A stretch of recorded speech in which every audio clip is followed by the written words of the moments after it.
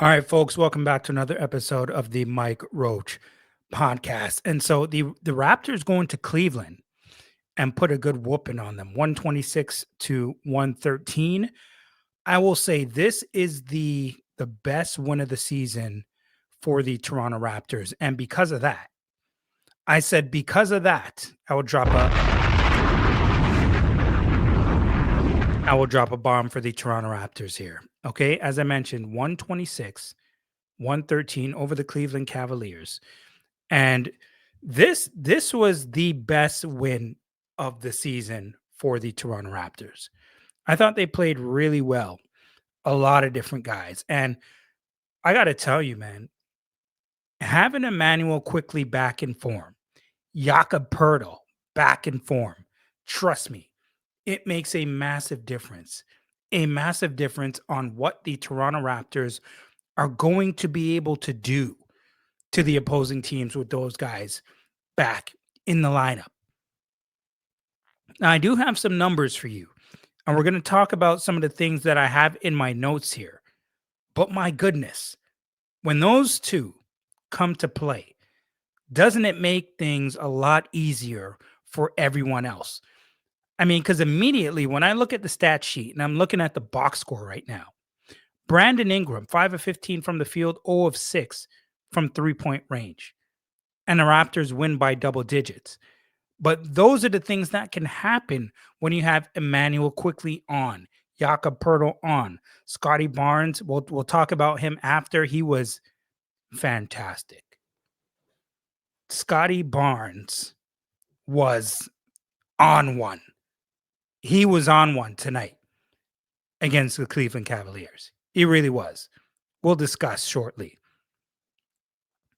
But damn, I mean, from a defensive standpoint, Jakob Poeltl, he had, let me just give you some numbers first off the jump. 20 points in this game, 7 of 10 from the field. He was 6 of 6 from the free throw line. He had 7 rebounds, 3 assists, and he was a +7 in this game. Overall, Jakob Poeltl, big body, takes up space, can rebound, block and alter shots, finishes nicely at the basket. This is the Jakob Poeltl at the beginning of the season that I was talking about. This is the Jakob Poeltl I was talking about. 20 points, 7 rebounds, 3 assists, 2 steals. Like, this is what he can do for you. And a lot of the time we get stuck talking about Jakob Poeltl like he's some damn bum. No, he's not. He's a quality center in this league. He can play when he's healthy. I know we didn't like what we saw at the beginning of the season because his back was injured and he couldn't move out there. That is true. But this is what he gives you. This is what he does. This is what we're used to seeing from him. And I want to continue to see that from one Jakob Poeltl. Okay. I am going to drop one for Jakob Poeltl because he just makes such a massive difference when he's in the lineup. The other guy, Emmanuel Quickley, 25 points in this game, folks. We're going to drop one for him too. 10 of 13 from the field, 5 of 7 from 3-point range, 6 assists in this, only 2 turnovers. And, you know, that's not bad considering how much he had the ball in his hands. The only knock that I had against Emmanuel Quickley sometimes throughout this game is that he holds it for a little bit too long at times. I want to see that ball moving faster sometimes, freely, quick. Snap, snap, snap, snap, snap. Get the ball up the floor, push it in transition. You see, one of the things that I spoke about on the last podcast with Rob from Pansari Basketball, drop one for Pansari Basketball, damn it. He talked about the Raptors getting out in transition and the Raptors needing to do a better job getting out and scoring in transition. Well, listen to some of these numbers here today. Fast break points in this game, Raptors 28-6. Yeah, you heard me correctly here, folks. 28-6 in this game. I mean, if you're Cleveland right now, if you're Cleveland, this is completely BS. This is shame. Shame for the referees, shame for the league to allow this. You cannot allow that if you're Cleveland. 28-6. 28-6. Not good. But anyway, the Raptors did what they have to do. And what we want to see them do, get out and push the basketball. Push the basketball because they have the horses. They have the horses. They can finish well out in transition every now and then.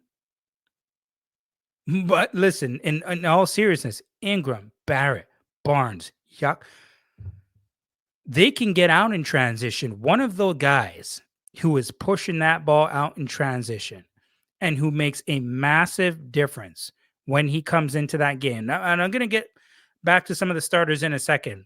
But since we're talking about transition, I want to talk about this guy just for a second. Jamal Shead. Jamal Shead, got the drop one for him. 8 points in this game, 3 of 7 from the field, 2 of 4 from three-point range. Both came in the first quarter. 2 rebounds, 7 assists in this one. He played 24 minutes and he was a plus 15. Now, Jamal Shead is so key in the way that he plays. He was battling with Donovan Mitchell. And Donovan Mitchell, don't get me wrong, he turned it up in that second half. He got extremely aggressive. And he's just a damn good player. 31 points, shot only 7 of 18 from the field, 2 of 9 from three-point range, but he did shoot 15 of 17 from the free throw line. He's just such a tough guy to guard. Shifty, strong, can light you up from downtown. He's quick, can get to the basket. I mean, just a real challenge for anybody to go up against. But a guy like Jamal Shead, Emmanuel Quickley, they take on the challenge. But Jamal Shead specifically, I thought did a really good job staying disciplined, going up against a guy like Donovan Mitchell and pushing the basketball offensively. Nice passes, drop passes for guys who are cutting, getting into the lane. He did a great job tonight. He did a great job.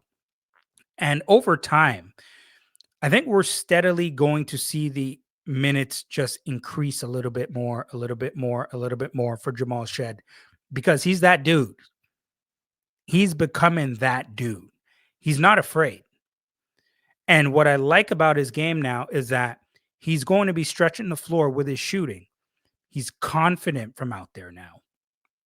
He's willing to take those shots comfortably, not just forcing them up, but he's taken what the defense is giving him, showing that basketball IQ. And you need Jamal Shead now on this team. Like he's a guy that it's not just nice to have him. He's at the point where when you are trying to win games and you're playing against good teams, he is necessary. He plays winning basketball. He plays winning basketball. And that's the kind of play that you need from everybody, but especially your guys that are going to be key coming off the bench. Now, going back to the starters for a second, Emmanuel Quickley, he does look better in regards to his shooting. He looks very comfortable, and he looks confident again. And that's the main thing with Emmanuel Quickley. And we're still very early in the season, and sometimes we have we kind of jump to conclusions early on. I know I did for sure, not off the cliff, but panic did set in a little bit when it was 1-4 because we have too much talent to really look as bad as we did early in the season, even though it was just after 5 games and whatnot. We're not really panicking or tripping or anything like that. But when you see how the Raptors played after this game, this is more of along the lines of the team that, at least in my head, that we expected to see before the season started. And they're starting to gel a little bit now. Defense still has to be a little bit better in my eyes in regards to communication, some breakdowns here and there.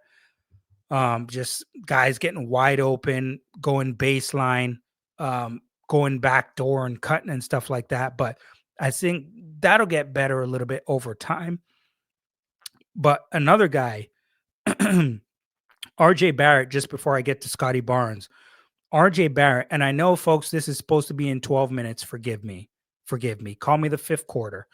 But I don't think I'm going to finish in 12 minutes today. I won't be too much longer than that. But RJ Barrett, okay, 9 points in this one. He played 27 minutes, but he had 3 of 9 from the field, 0 of 3 from 3-point range. But what I do like is that I saw a better defensive effort later on in the game. 9 rebounds and 4 assists. That's important. That's important because you got to be able to show that you can do something else besides just score the basketball if you're having an off shooting night. Can you be a facilitator? Can you hit the glass? Get the ball, outlet it to your guards. You can dribble it up yourself, but passing is faster than dribbling. Can you get the ball up the floor, get into fast break position where you have guys on your left or right, whatever you have to do to score baskets before the defense gets a chance to set up? Like, all of those things are very important. And I thought with him having an off scoring night, he picked it up in other areas. That's what you want to see. And that's what you have to do when you're trying to win basketball games. It doesn't always have to be complicated here, folks. And the Raptors did a very good job of that tonight in Cleveland. And what have I been talking about in regards to rebounding? Rebounding. The Raptors won the rebound fight tonight, 43-37. That is really good. That is really good. And considering that they have DeAndre Hunter, Jared Allen, Evan Mobley, and all of those guys have size, right? 2 7-footers right there. Evan Mobley, 9 rebounds. Jared Allen, 9 rebounds. And so the point of what I'm trying to say is we got to be able to rebound to win games. And Ingram was snatching down some good rebounds, which I liked. I mentioned Barrett has 9, Poeltl has 7. But the next guy I'm going to mention here, and who I'm going to drop a bomb for immediately, Scottie Barnes here, folks. Scottie Barnes played an incredible game tonight. And he did it on all fronts. He really did. I mean, you're talking about 28 points, 12 of 22 from the field, 1 of 4 from 3-point range, 3 of 3 from the free throw line, gives you 10 rebounds, 8 assists, only 2 turnovers, gives you a steal, and 5 blocks. 5 blocks. He was a team high plus 18. Are you kidding me? I mean, are you kidding me right now? He was everywhere. He was everywhere. And you know what I liked about Scottie tonight? You know what I didn't see Scottie Barnes doing tonight that I really liked? He wasn't arguing with the officials. He was not arguing with officials. Scottie Barnes was on defense. He was on offense. He was everywhere. There was a play, if you guys watched that game, where he got, I can't remember if he got the rebound or the ball was outletted to him, dribbling up the court, left hand, and threw a bullet pass left-handed to Jakob Poeltl for the layup.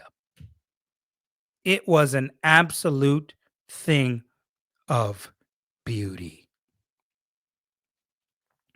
And I mean, if he keeps playing like this, he is going straight to the All-Star game, ladies and gentlemen. Especially if the Raptors are winning. And that was a nationally televised game tonight on NBA TV, I believe.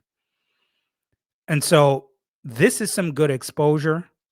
I want to see this continue for the Raptors because they have the talent. No Colin Murray Boyles tonight. I think he was injured or something, but he did not play. I didn't get the scoop at the beginning of the game, but he was not available to play tonight. I think that's it for me. I do have some more notes here. And I almost forgot somebody I got to drop a bomb for here, folks. I almost forgot someone that I have to drop a bomb for. Damn it. I got to drop a bomb for Mamu. Sandro, he just knows how to play. Sometimes that's the only thing that you have to say about somebody. They just know how to play. And he just knows how to play.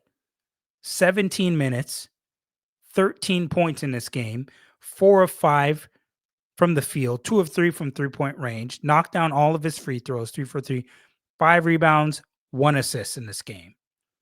He just knows how to play. Doesn't force anything. He takes good shots. He's always active. He has good basketball IQ. And for us to be able to win, these are the type of players that we need to have coming off of our bench because he makes a huge difference. He makes a huge difference. And I mentioned right here in my notes, Shead, Mamu. I mentioned Jamison Battle did play just a couple minutes in the first quarter. But they gave a big boost to the Raptors in that first Q. Especially when the Raptors were down, I think double digits in that first quarter. I can't remember by how much. I think it was like at least 9 or 10 points in that first quarter. And they came back. They were down 1 after the first quarter. They were up 13 at halftime. And then after 3, they were up by 5 and then held on to win by double digits. So the Raptors did a really good job going into Cleveland, getting this win. 12 games have gone by. They are now 7-5, and they go into play the Indiana Pacers on Saturday night. So, folks, I will be back again soon. This is the Mike Roach podcast, hoping for another W on Saturday night against the Pacers. And speaking of the Pacers, what the hell is going on with the Pacers? I mean, 1-10? I mean, my goodness. 1-10? How do you do that? How do you do that? What the hell is going on? I have no idea. Stephen A. But damn, I mean, wow. I mean, the Pacers better figure it out soon. Not against us, though. Figure it out after we play you on Saturday. So, folks, this is the Mike Roach podcast. I will be back again soon at Mike Roach 7 on IG, at Mike Roach 23 on X. Make sure you follow, like, subscribe, and share the Mike Roach podcast with Raptors lovers and basketball lovers and just good banter overall, period. This is the Mike Roach podcast. I'll be back again soon. Peace, and I'm out.